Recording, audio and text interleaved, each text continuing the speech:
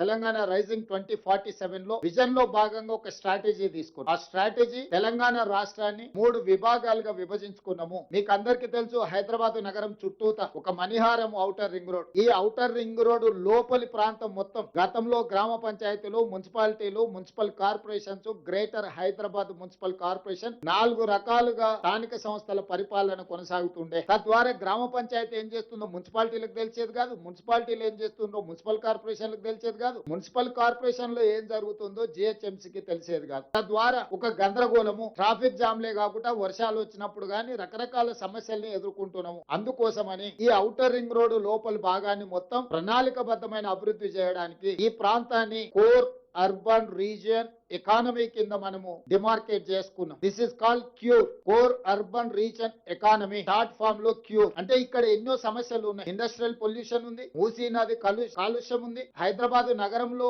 ఉన్న పురాతనమైన వాహనాల నుంచి మొదలు పెడితే డీజిల్ వల్ల, ఇతర పరిశ్రమల వల్ల పరిశ్రమల కాలుష్యం ఉంది, వాహనాల కాలుష్యం ఉంది, ఎన్నో రకాల పొల్యూషన్స్ ఉన్నాయి. వీటిని తగ్గించడము లేకుండా చేయడము, తద్వారా ఒక నెట్ జీరో సిటీ లాగా కాలుష్య రహిత నగరంగా మార్చాలి అని అంటే దీన్ని క్యూర్ చేయాల్సిందే.